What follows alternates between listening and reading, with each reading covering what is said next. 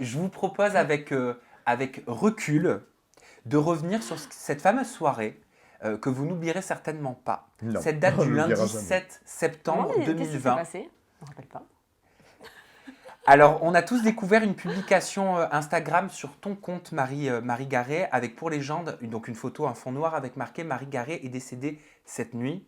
Qui a posté cette fameuse photo sur ton compte qui nous a tous ébranlés? Bah, c'est moi. C'était une façon de dire j'en ai ras-le-bol, foutez-moi la paix, maintenant lâchez-moi. C'est difficilement supportable d'être reconnu en permanence. Voilà, moi ça me dessert trop dans ma vie de tous les jours. Bon, après peut-être que j'ai commis des erreurs en montrant des photos parfois trop suggestives sur Instagram ou des choses comme ça. Mais en tout cas, moi ça me dessert dans ma vie de tous les jours d'être reconnue, d'être un personnage public. Et voilà. Et tous les événements qu'il y a eu dans ma vie récemment, entre mon accident de voiture, le décès de mon père, tout ça, mais j'en ai eu ras-le-bol. J'avais encore été reconnue cette soirée-là, on s'est pris la tête en plus à ce moment-là. Donc voilà, c'était une façon de dire foutez-moi la paix. Aucunement, j'ai voulu faire du buzz. Je ne pensais pas du tout que ça allait prendre des dimensions comme ça. C'était une façon tout simplement de dire ouais, c'est vrai qu'il s'est cassé quelque chose en moi depuis un certain temps parce que il y a eu beaucoup trop d'événements et que comme ça s'accumule, au bout d'un moment, on ne se reconnaît plus.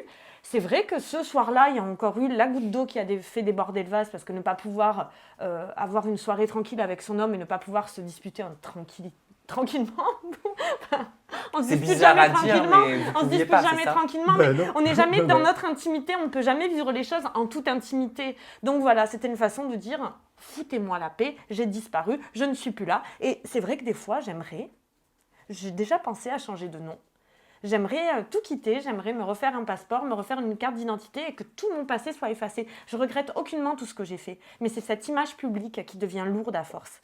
Et combien de fois j'ai pensé, oui, à disparaître en fait.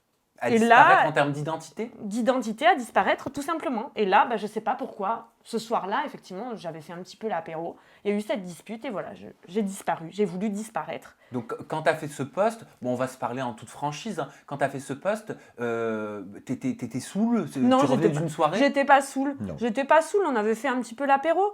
Mais voilà, c'était un ras-le-bol. C'est sûr que c'est plus facile quand on a bu un verre Mais disons que quand on a bu un verre, on est beaucoup plus soi-même. On va être dans la retenue à chaque moment dans sa vie et voilà. Ça Eh bien, désinhibe un peu? voilà, ça désinhibe et on va lâcher des choses qu'on a.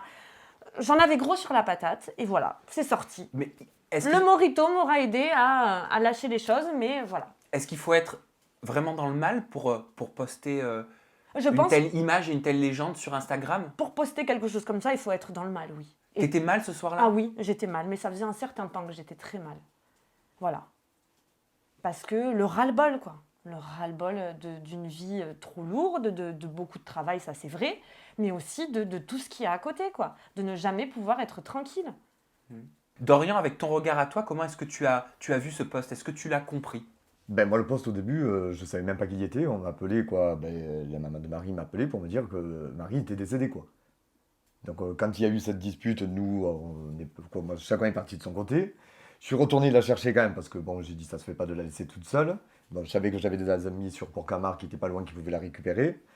Et en fait, donc du coup, je suis rentré à la marina, moi chercher quelque affaire et partir chez les personnes qu'on avait fait la fête avec eux, quoi. Qu'on avait commencé notre début de soirée pour dormir chez eux, pour pas se prendre la tête et pour faire comprendre un petit peu aussi que de temps en temps, il faut lâcher un petit peu. Tu sentais qu'elle était dans le mal? Tu sentais qu'elle traversait une période douloureuse à ce moment-là? Alors, oui et non, parce que bon, avec le cumul du travail, elle en peut plus, quoi, souvent. Donc c'est vrai qu'on ne pouvait pas voir dans quel sens il était, le mal. Hmm. Donc si ça venait vraiment que du travail ou des réseaux sociaux ou d'autres choses, quoi.